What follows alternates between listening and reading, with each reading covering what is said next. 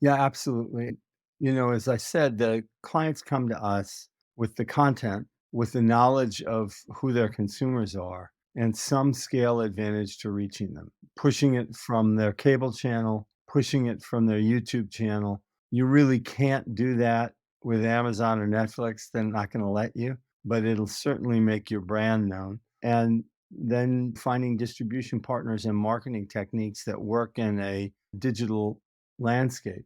For most of our clients, the content they're offering, they are making for other outlets and with other needs in mind. And so this is almost always additive to their other forms of distribution. And it makes them less subject to the disruptions in the marketplace. I want to ask a few questions about the possible use of AI or at least algorithms here. So, like, the reason why people love Netflix is because of the recommendation engine. So, do you help your customers achieve that level of sophistication in the recommendation engine and in terms of even, like, say, starting from labeling that content so that the engine works better? Help me understand some of that. Yeah. Yes, so it is a multi-step process, as you said, and it's mainly machine learning as opposed to AI, and I can explain the difference if that's useful. But what we're trying to do is personalize the service. And so the objective is to delight the viewer on an individual basis. What is relevant to them? What content do they want surfaced for them? Well, you learn from their behavior what they're watching, what they're clicking on, what they're clicking out of. You may have an editorial overlay where I've got my own folks who are promoting the best rom com currently out in the market. And I'm going to recommend that to you as a curator. And then you also have input from your social graph. What are people like you and your friends watching? And so we try to personalize using a mixture of all of those factors. The most data comes from actual consumption patterns, but you're constantly testing them against others who are watching similar sorts of stuff and improving the algorithm and explaining to a viewer, to a fan, I'm asking for your email and a bit about you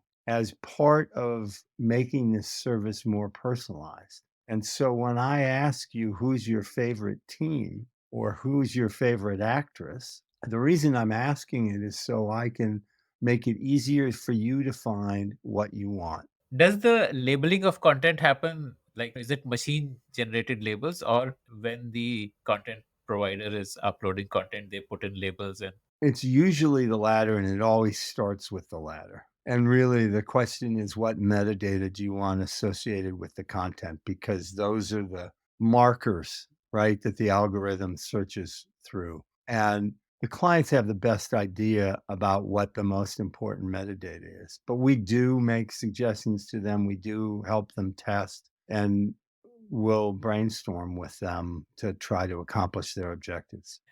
for ad monetization, so do you have like a ad platform where brands can come in and directly work with the Viewlift clients for advertising on their streaming services? Like is it something like that, or each client goes and acquires advertisers on their own? Well, what we've done is integrate in with the premium ad networks so that the advertising can be served smoothly. Some of our clients sell their own advertising. Most everybody wants their uncommitted slots to be picked up. We're making that easier for them and offering the clients more and more ad network choices. But we don't have our own ad sales. What's your like average earning per client? Like, I want to understand pricing a little more. Like, what would be a ballpark that you or a range that you would earn from a streamer? A client could end up spending with us in US dollars mid five figures a year, up over $1 million a year. And it depends on the size of their business and their aspirations.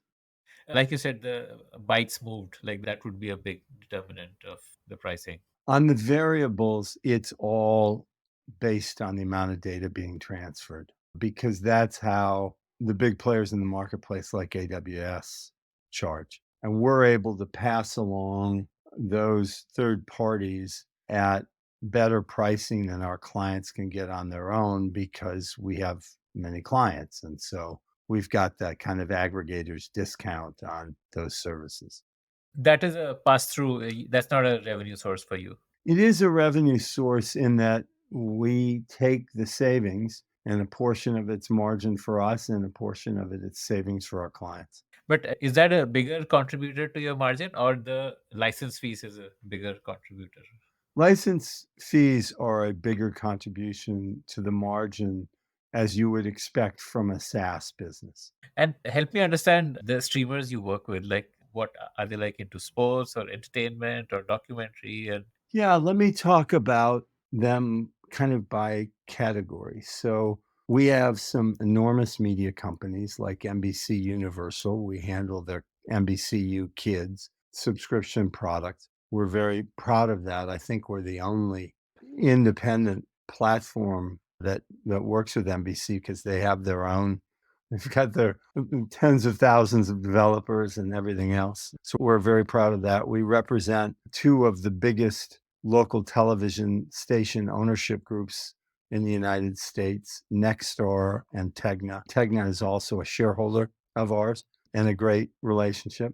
We represent a Indian movie and television studio called Hoi Choi, which is really an exceptional company. We've learned a great deal from them, and I think we've helped them learn quite a bit as well about the digital world. They are an Indian-based company that produces television and film in the Bengali language.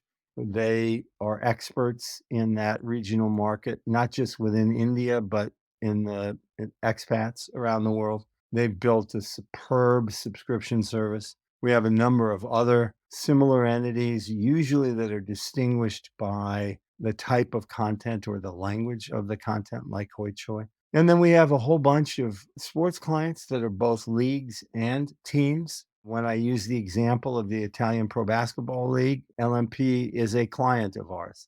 In 2015, they started streaming, not with us, transferred over to us a couple of years after they began, immediately doubled their business, and they're real pioneers. It's a big league in that it has almost 100 teams in two different divisions and 1,800 games a season. But it's a small league in that almost all of these teams are heavily associated with their local communities and not giant businesses. So you have to be very, very cost effective. They create all of this content, all of these live games.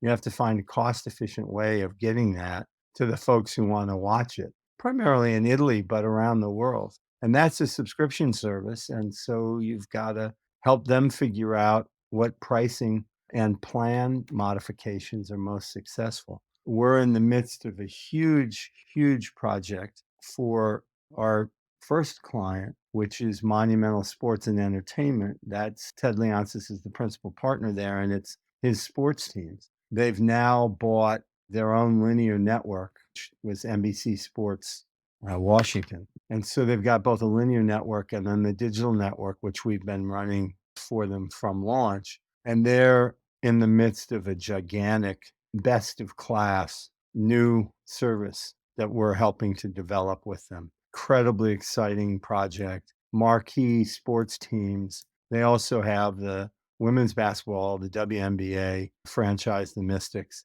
They have esports. They have G League, which is the developmental league for the NBA. So lots of different teams and content, tremendously far-sighted and successful executive team, and a passionate regional fan base. And we're helping them to build the next level of that service. So again, big entities, small entities, and trying to offer the right size product for them based on who they are, what their audience is, and what their economics allow. amazing. And what kind of annualized revenue run rate are you at, if you are at liberty to share? We have been profitable the last 3.5 years, I guess. So we're very proud of that. because that means you're a sustainable business, which is always the goal of an entrepreneur. And we're interested in growing rapidly, and that means new clients in every marketplace and new types of content. Media, news, and sports are our principal content areas, but the technology is agnostic. And so we can apply the tool set for others, and we will. So, what is your role in the company, and what do you see your role going forward? I think first and foremost, it's to bring in the best possible people we can associate. We've been very, very lucky to get an extraordinary group of colleagues who have their own areas of expertise far in excess of mine. That's the first job of a CEO. Second job is to keep looking at the marketplace and seeing what we can learn from it and try to be a thought leader in that marketplace so that the company can become better known and you have a diverse set of inputs into what you're doing and how you're doing it. And the third area is working with the board and the shareholders so that the people who've allowed you to be in business are happy with you continuing to be in business. So if you focus on the clients and potential clients, the colleagues and the owners, that's a pretty full day. What do you see as the exit event for the investors in Viewlift? Would it be an IPO? Would it be an acquisition? Our shareholders are not emotional about the business. If there was an opportunity to grow by buying other companies, we'd do it. If we thought our best opportunity was sell to somebody, we'd do it. If we thought we were a good candidate for an IPO, every member of my board has taken companies public. So we can do whatever makes sense. And that allows us to focus on building the best possible business and not feeling the warm air on the back of your neck.